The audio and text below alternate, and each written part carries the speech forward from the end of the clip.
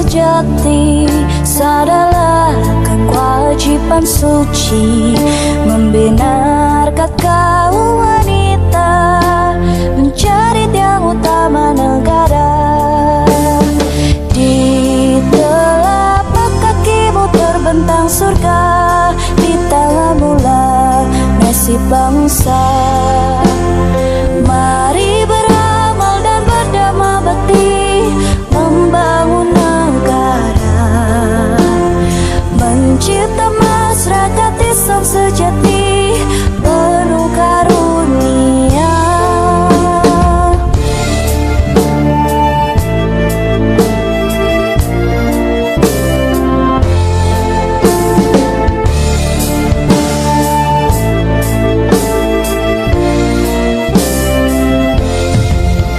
Berkibarlah pagi matahari, menghias langit ibu pertiwi.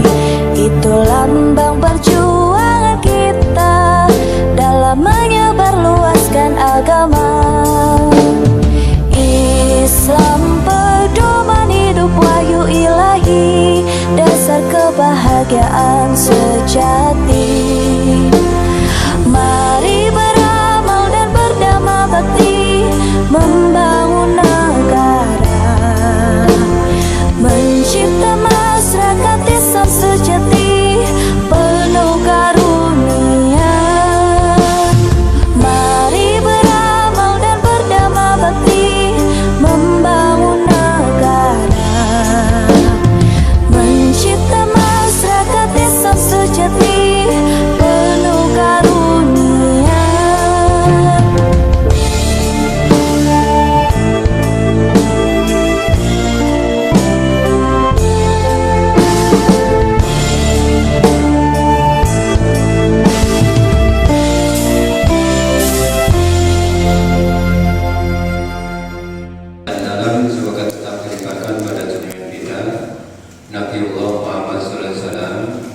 Yang telah membimbing kita ke jalan yang lurus, sekaligus memberikan contoh tauladan bagaimana menjalankan Islam yang benar. Karena kita tahu Islam itu sudah benar, tetapi orang yang menjalankan Islam belum tentu dijalankan dengan benar. Sehingga orang yang menjalankan Islam belum benar atau tidak sesuai dengan apa yang dicontohkan oleh Rasulullah, maka itu nanti di akhirat dia bakal menjadi orang yang paling rugi. Sudah merasa berjuang, beribadah, sudah merasa beragama, tapi tidak sesuai dengan contoh dari Rasulullah Muhammad SAW, sehingga oleh Allah tidak dihargai atau dengan kata lain ditolak. Nauzubillah dzalik. Para hadirin sekalian, jamaah kajian yang dimuliakan oleh Allah, kita tadi mendengarkan dari pembaca ayat suci Al-Quran bahwa Allah sudah memperingatkan kepada kita, ya ayyuhalladzina amanu taqullah. Kita diperingatkan untuk selalu bertakwa kepada Allah. Haqqo taqwa, benar-benar takwa itu yang benar, bukan takwa sesuai dengan apa yang kita pahami. Kadang-kadang kalau misalnya kita dilantik di suatu daerah, dikatakan takwa itu takwa, padahal orangnya sholat atau tidak kita tak tahu, tetapi mereka dikatakan takwa. Padahal yang dimaksud takwa di sini adalah orang-orang yang benar mengakui ketuhanan Allah, tidak ada yang lain, benar-benar mengakui Muhammad itu adalah utusan Allah, tidak ada utusan yang lain yang sekarang sejajar dengan Nabi Muhammad. Kemudian tidak ada agama yang selurus dengan apa yang dibawa oleh Nabi Muhammad. Karena barang siapa yang melaksanakan agama yang tidak sesuai dengan apa yang dicontohkan oleh Rasulullah, maka dinyatakan wa may yabtaghi ghairal islami dinan falan yuqbala minhu wa huwa fil akhirati minal khasirin. Barang siapa yang melakukan, merasa dirinya sudah berjuang, beramal, beribadah di dalam agama, ya, tetapi dia tidak didasarkan kepada Islam, maka apa yang dilakukan itu akan ditolak oleh Allah, dan dia di akhirat termasuk orang yang paling rugi. Jadi kita ini kalau beribadah nggak usah muluk-muluk, tapi kita harus sesuai dengan apa yang dicontohkan oleh Rasulullah. Ini.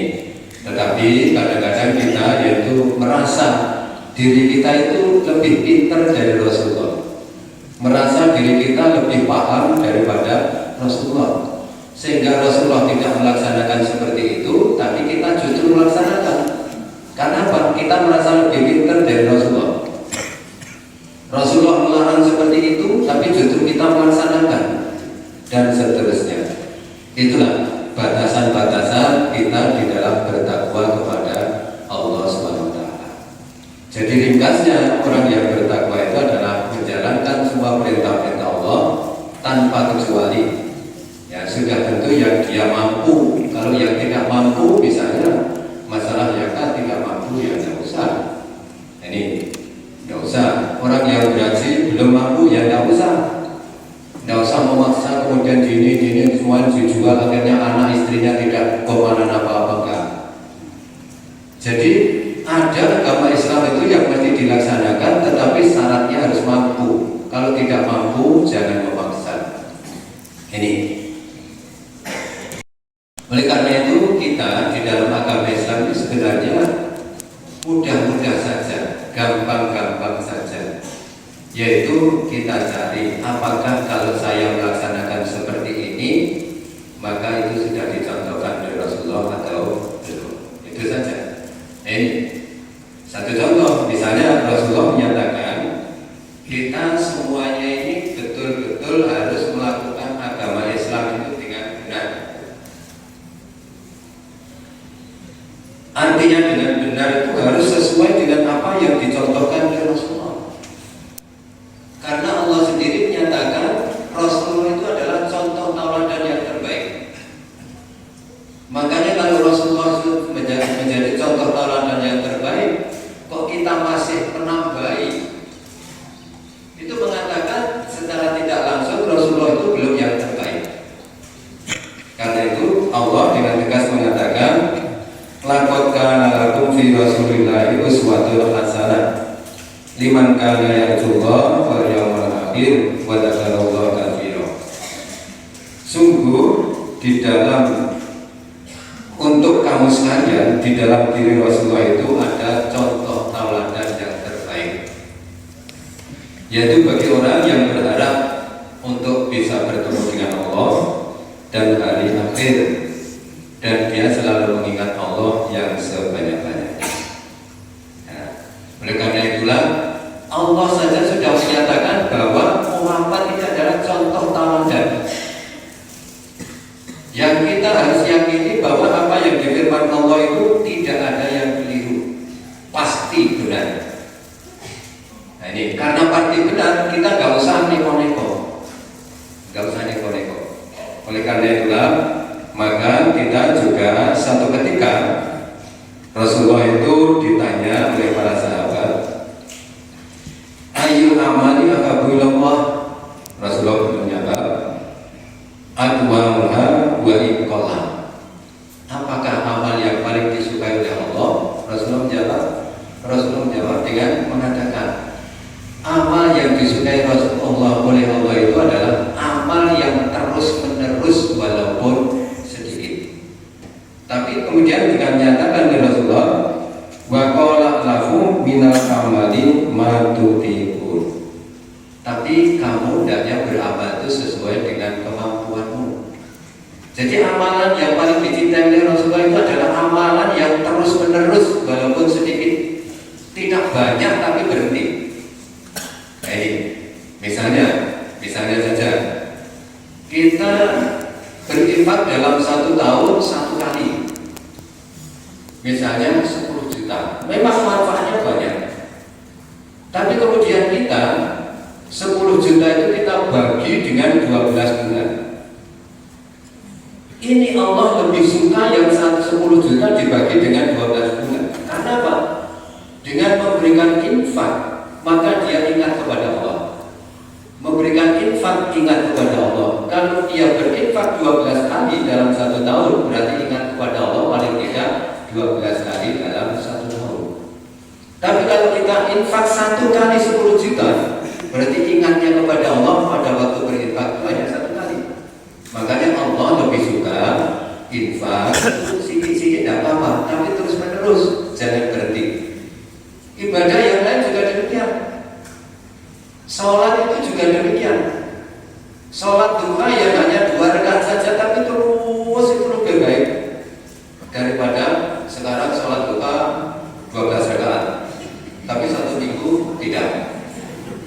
Setelah itu sholat duha lagi 8 rakaat, 1 bulan tidak. Lebih baik kita itu 2 rakaat tapi rutin.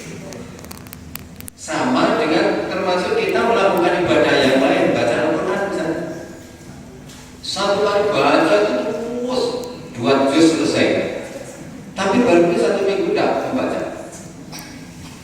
Allah lebih suka kita membaca paribasanya pagi, bar sholat subuh 1 ruku, bar sholat zuhur 1 ruku, sholat asar 1 ruku, tapi terus rutin.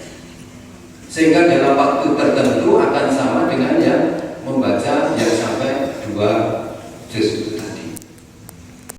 Suka itu yang sedikit-sedikit tapi terus, sedikit demi sedikit terus, tidak terputus. Karena apa? Dengan artian kalau kita beramal berinfak sedikit demi sedikit tapi terus itu berarti ingatnya kepada Allah itu lebih cepat, lebih cepat. Ini. Oleh karena itulah kita kadang-kadang ya berpikir, seandainya kita ini jadi orang-orang yang seperti orang-orang yang ada di Jakarta, ya katakanlah sekarang ada 10 orang terkaya di Indonesia, tapi alhamdulillah itu semuanya bukan orang Islam. Ini kita ini bukan berharap kepada mereka itu enggak, tapi justru kita ini menghayal. Iya ya, sesungguhnya dia itu mati sewaktu-waktu kira-kira mempertanggungjawabkan hartanya itu bagaimana. Wong sugih 10 orang itu kalau dikumpulkan jadi satu untuk membangun Indonesia 5 tahun cukup. Ya ini. Tetapi orang itu tidak beriman. Orang itu tidak bertakwa kepada Allah. Karena itu percuma saja dia kaya, tapi tidak beriman kepada Allah. Lebih baik harganya sedikit, tapi kita beriman. Walaupun sedikit, tapi kita berinfak. Sedikit, tapi kita beramal, bersedekah, dan lain sebagainya. Ini sesuatu yang perlu kita perhatikan. Dari contoh Rasulullah itu seperti itu. Rasulullah hampir tidak pernah memberikan infak lupa langsung sekian, tidak. Tapi terus sedikit, terus tidak berhenti. Sehingga satu ketika itu dia setelah sholat itu segera pulang. Kemudian para sahabat itu bertanya, ada apa Rasulullah ini dengan kurang iritan paribasa ini? Ya, padahal Rasulullah itu iritan atau tidak itu sudah lebih baik daripada kita. Kemudian kembali lagi dia mengatakan, saya lupa ada titipan rezeki dari Allah, dari seorang hamba Allah untuk dibagikan. Ini ada emas, kemudian diserahkan kepada jamaah ini untuk dibagi. Karena apa? Karena dia Rasulullah itu tahu kalau ini disimpan terlalu lama, berarti orang yang berinfak itu juga apa? Pahalanya itu bisa mundur, bisa mundur. Bahkan nanti kemudian kalau itu bisa bersulong, itu jadi infak orang dandang di. Makanya di sini kalau ada infak itu mereka-mereka yang diumumkan, mudah-mudahan mereka artinya betul-betul istiqomah. Artinya tidak ada rasa bangga. Ikut dulu, akui, ya, ikut dulu, ikut dulu, ikut dulu, ikut putuku dan lain sebagainya. Nah, rasa bangga yang seperti itu karena kita berinfak atau bersedekah atau yang lainnya termasuk zakat yang memberikan sesuatu kepada orang lain, ini termasuk hal-hal yang bisa menghapus pahala kita. Ini, jadi pahala kita ini jangan dikatakan pahala itu nanti bakal mabni tetap, enggak. Jangankan hanya pahala iman saja, takwa saja kita hilang. Iman itu bisa hilang, bisa kabur dari hati kita. Apalagi hanya pahala. Makanya kalau kita di dalam Islam ini, kalau kita beramal, kita beribadah, ini hendaknya punya keyakinan. Mudah-mudahan Allah menerima ibadah kita. Jangan sampai mengatakan Allah pasti menerima ibadah saya, karena saya melakukan itu seperti ini dan sebagainya. Pasti diterima oleh Allah. Belum tentu. Makanya Allah mempertanyakan kepada kita, amhasibtum an tadkhulul jannah? Apakah kamu mengira dengan amal ibadahmu itu kamu akan masuk surga? Allah saja bertanya. Walamma yatikum mathalul ladzina khalu min qablikum. Kamu sekali itu belum pernah diuji oleh Allah seperti orang-orang sebelum kamu. Ujian orang-orang yang sebelumnya itu adalah masa zuhur baksahu wa dawduhu wa tambazu zilu wa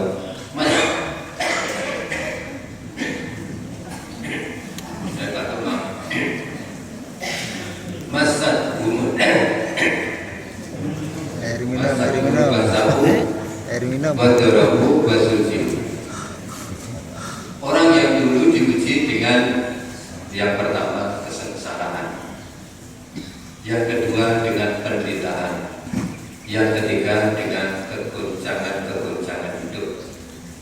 Yang paling bisa dinyatakan kemungkinan besar lulus adalah diuji dengan kesengsaraan. Orang yang diuji dengan kesengsaraan atau kemelaratan ini jauh lebih besar peluangnya untuk lulus. Karena apa? Syaratnya cuma satu, dia setelah berusaha berikhtiar, tawakal. Memang mungkin apa ketentuan Allah seperti ini, akhirnya dia pasrah kepada Allah. Ini. Tapi orang yang diuji dengan penderitaan, aku yo kira, aku ki duit sak pirang-pirang, ora rapi mangan iwak sing enak untuk angel. Bahkan diseneni oleh dokter. Jadi dia lebih percaya kepada dokter, lebih takut kepada larangan dokter daripada larangan Allah. Ini makanya saya bisa katakan orang itu kalau diuji dengan satu penderitaan, ini takut karena apa? Menderita. Ini takut karena apa? Menderita. Contohnya karena menderita sakit. Akan ini takut karena menderita sakit. Anaknya, mungkin istrinya dan lain sebagainya. Ini contoh-contoh dari Rasulullah yang kita harus bersabar dan tabah. Kemudian di dalam Islam, Rasulullah itu menyatakan bahwa sholat ini merupakan satu password atau merupakan satu nama, nota. Ya, kalau di bank itu merupakan nomor rekening. Sholat itu merupakan nomor rekeningnya. Sehingga Rasulullah mengatakan inna awwala ma yuhasabul 'abdu bihi itu yaumul qiyamati min amalihi sholatuhu wa in salahat faqad aflaha wa anjaha wa in fasadat faqad khaba wa khasira.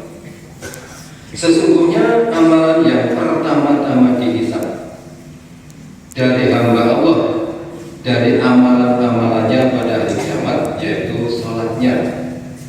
Kalau sholatnya itu baik menurut Allah, benar menurut Allah, maka dia akan beruntung dan selamat.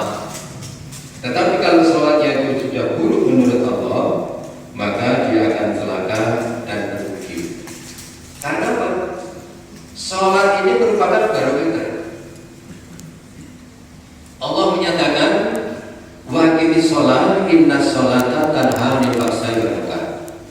Dirikanlah sholat karena sesungguhnya sholat itu bisa mencegah perbuatan fahsya dan munkar, perbuatan keji dan perbuatan jahat. Kamu kok larangan Allah di muka bumi itu hanya dua itu. Kalau tidak tergolong keji, ya jahat. Kalau tidak tergolong fahsya, ya munkar. Tidak ada yang lain.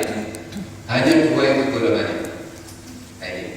Oleh karena itulah, maka sholat yang benar menurut Allah ini adalah sholat yang bisa mencegah perbuatan fahsya dan munkar, perbuatan jahat dan perbuatan jelek. Ya. Ini dihindari. Makanya kalau ada seseorang yang melakukan perbuatan-perbuatan yang menurut kita kurang baik, ini mohon maaf, ini jangan kesusu disalahkan orang itu melakukan itu salah. Tapi tolong kita lihat dulu bagaimana dia sholatnya, bagaimana dia wudhunya. Orang melakukan sesuatu yang jelek itu disebabkan kemungkinan besar dari wudhunya yang tidak pernah benar, dari sholatnya yang tidak pernah benar. Makanya kalau wudhunya dan sholatnya sudah benar, perbuatan yang dia lakukan salah itu nanti akan benar dengan sendirinya. Tapi walaupun perbuatan yang salah itu kita benarkan berulang-ulang, kita berikan peringatan berulang-ulang, tapi sholatnya, wudhunya, penernya hanya seperti itu selamanya. Sholatnya ya hanya seperti itu, wudhunya ya hanya seperti itu. Ya tetap saja perbuatan itu tidak akan pernah hilang dari dirinya. Oleh karena itulah, sholat ini merupakan satu ukuran baik dan tidaknya amalan perbuatan manusia itu. Oleh karena itu di dalam Islam, masalah yang menyangkut dengan sholat ini betul-betul sesuatu yang betul-betul harus kita perhatikan. Harus kita perhatikan. Makanya kalau ada orang mengajari kita wudhu, bukan mengajari ya maaf, ini mempraktekkan wudhu. Ini kadang-kadang orang itu kalau disuruh praktek nggak mau. Pengalaman saya di suatu daerah ini memberikan di dalam kajian itu ada cara-cara wudhu. Saya terangkan dengan gamblang menurut saya. Kemudian saya tanya, sudah paham sudah. Saya ajukan tangan siapa yang mau mencoba praktek. Kemudian ada anak yang cukup berani, ya, karena yang lainnya yang tua-tua saja yang ngatur, maka yang muda ngatur. Setelah ngatur, kemudian dia praktek wudhu, ternyata salah, dibujuk oleh yang lain. Tapi kita rugi. Setelah itu anak ini kalau kabarnya tidak pernah lagi mau budal pengajian. Nah, karena itu kalau kita menyuruh orang lain untuk praktek itu nanti dulu kalau memang ingin dipraktekkan, mubaliknya saja lah yang praktek, yang lainnya cukup melihat. Sehingga nanti kalau misalnya mubalik salah, kan bisa berhilang. Memang saya buat seperti itu sampai tahu sudah kalau saya itu salah. Mubalik itu kan pintar ngomong, jangan-jangan salah. Memang saya buat seperti itu biar sampai itu bisa menilai. Nah kalau saya melakukan yang baik terus, sampai tidak tahu yang salah yang mana. Tapi dengan demikian kan sampai tahu saya tadi melakukan salah. Nah itulah makanya tidak ada jaminan baik itu juga masuk surga. Ya tenang ini. Kadang-kadang justru balik itu nanti masuk nerakanya yang lebih dulu, karena banyak menipu. Jangan-jangan orang yang berbohong. Jangan dikira mubalik yang berupaya untuk membuat saudara sekalian, para jamaah sekalian tertawa, tapi itu adalah kebohongan. Jangan dikira itu tidak dicatat oleh Allah sebagai kejahatan. Makanya mubalik itu jangan sampai berpikir gara-gara bisa tertawa karena kita membohong. Bahaya di hadapan Allah. Mubalik kita ini di hadapan Allah sudah ada harganya. Kalau kita berusaha untuk bisa mengguyoni, ya, guyonkan para jamaahnya itu padahal itu dibohongi. Nah sekarang coba kalau kita lihat apakah ada satu perbuatan yang nyata yang kemudian dia itu bisa menjadikan tertawa. Kadang yang bisa tertawa itu umumnya karena ini cuma mubaliknya tidak menyadari atau tidak mengakui kalau itu kebohongan. Makanya orang yang betul-betul nanti dia bisa selamat, salah satunya kata Rasulullah, manusia itu tergantung pada lidah. Salamatul insan fi hifdzil lisan. Keselamatan manusia itu tergantung bagaimana dia menjaga lisannya. Dengan lisannya dia bisa berpahala, dengan lisannya dia bisa berdosa, dengan lisannya dia bisa berharga, dengan lisannya dia bisa durhaka, dengan lisannya dia bisa terhormat, dan dengan lisannya pula dia bisa jatuh. Ini karena itu barang siapa yang di akhir hayatnya kata Rasulullah bisa mengucapkan kalimat la ilaha illallah, dijamin dosa-dosanya tidak akan berpengaruh untuk mengarahkan dia ke neraka. Dengan kata lain, dia pasti masuk surga. Kemudian para ulama sepakat, tidak hanya itu, tetapi para ulama sepakat kalimat thayyibah itu yang tertinggi adalah la ilaha illallah. Tetapi di bawahnya masih ada subhanallah, ada alhamdulillah, ada la ilaha, ada la haula wala quwwata illa billah, ada Allahu akbar, ada astagfirullah dan seterusnya. Sehingga salah satu dari ayat Arab kata-kata ini diucapkan sebelum mati, insya Allah dia mati dalam keadaan husnul khotimah. Artinya mati dalam keadaan baik.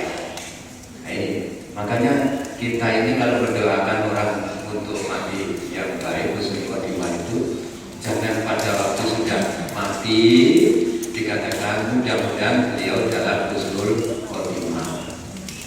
Bodoh karo wong diwehi mangan, boleh mangan wis marep dikatakan mudah-mudahan dia nanti mondok. Ini padahal yang namanya husnul khotimah itu mendoakan itu sebenarnya pada waktu seperti ini. Mudah-mudahan kita yang betul-betul memperhatikan dalam pengajian ini nanti suatu waktu diambil oleh Allah dalam keadaan husnul khotimah. Baru kita katakan amin. Belum wis mati itu tidak perlu didoakan husnul khotimah. Husnul khotimah atau tidak itu sudah urusan Allah.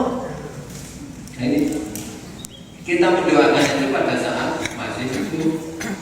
Ini doa apa pun tidak boleh pada waktu sudah mati kita mendoakan mudah-mudahan husnul khotimah, boleh saja. Cuma gunanya apa? Tidak akan bisa berubah. Kalau tadi tidak husnul khotimah, walaupun didoakan oleh orang sak jagat, husnul khotimah tidak akan bisa berubah. Ini oleh karena itulah orang yang sudah mati ini kita serahkan kepada Allah. Karena itu orang yang sudah mati jangan sampai dirasani, jangan sampai dirasani. Kemudian dalam hadis yang lain, ya, Rasulullah juga ditanya amal apakah yang paling afdal, ya, ditanya ayyul amali afdal, amal apa yang paling afdal, ditanya qala as-sholatu fi awwali waqtiha. Dalam hadis yang lain dinyatakan as-sholatu fi ini yang utama ini. Jadi sholat di awal waktunya. Di awal waktunya itu amalan yang betul-betul amalan yang paling afdal. Bukan hanya baik itu masih kalah dengan afdal. Ini sholat pada waktunya itu baik, tapi belum afdal. Yang afdal adalah sholat di awal waktu. Kita sebagai guru atau pegawai masuk sekolah itu jam 7. Yang paling afdal itu kita jam 7 itu sudah masuk. Bukan kita masuk jam 11 loh, kan itu masih ada waktu untuk sekolah. Waktu sekolah kan sampai jam 12, ini kan jam 11 belum.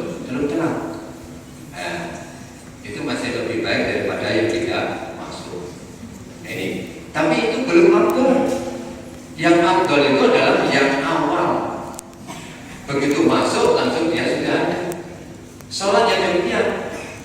Makanya kalau kita ada uluk-uluk sholat, as-sholatu, ya, kalau malam ya as-sholatu khairum minan naum, itu kita ini tahu bahwa adanya uluk-uluk seperti itu, bahwa itu adalah sholat yang afdal pada waktu sholat malam.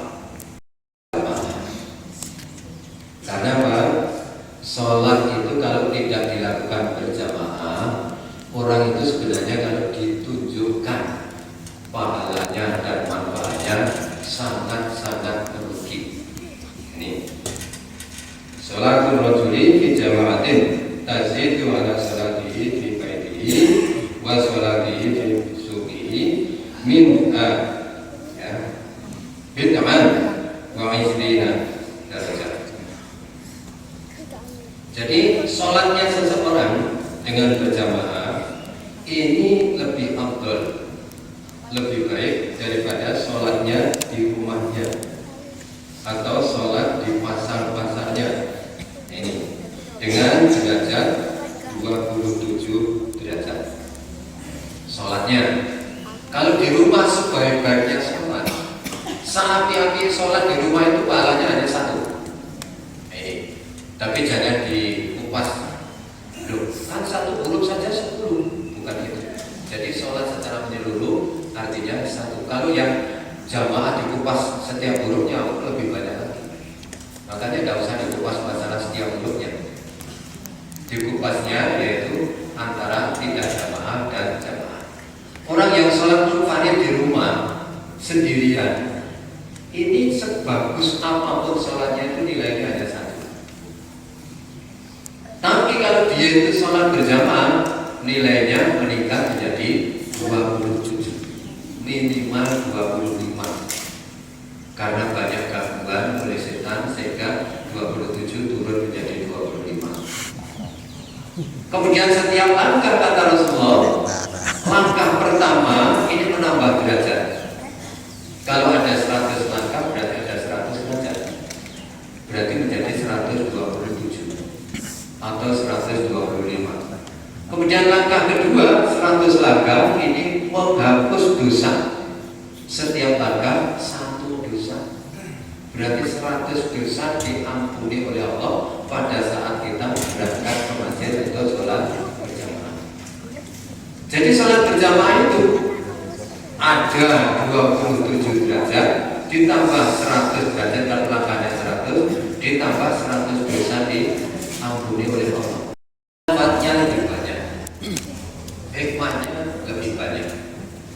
Makanya jangan mengadakan sholat jamaah atau berjamaah kayak imamnya raka-rukan.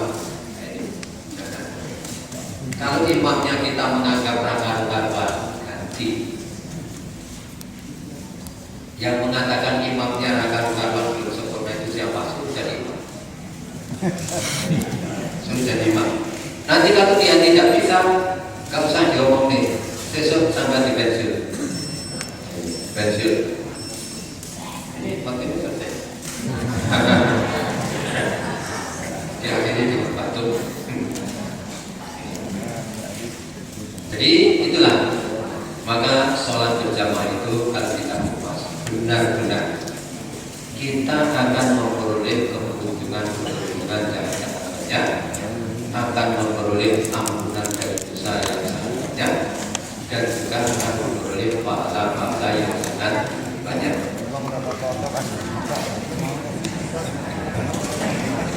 Wes mari.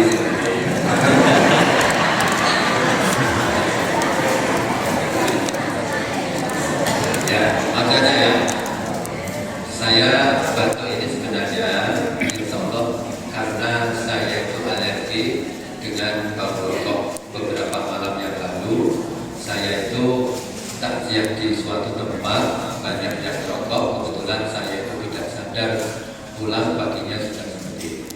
Dan alhamdulillah walaupun seperti itu saya masih bisa datang di sini untuk menepati janji yang sudah diberikan oleh Pak. Ada kurang lebihnya saya mohon maaf. Saya kira bila Wassalamualaikum warahmatullahi wabarakatuh. Sebelum acara penutupan, informasi tambahan dari kalangan pengajian pagi pada pagi hari ini mendapatkan sebesar Rp2.410.000. Sekali lagi, kalangan pada pengajian pagi hari ini mendapatkan dana sebesar Rp2.410.000. Alhamdulillah. Masuk acara yang terakhir yaitu penutup. Mari kita tutup acara pagi hari ini dengan bacaan hamdalah bersama-sama. Alhamdulillahirabbil alamin. Sekian dari saya, kurang lebihnya mohon maaf sebesar-besarnya. Billahi taufiq wal hidayah. Wassalamualaikum warahmatullahi wabarakatuh.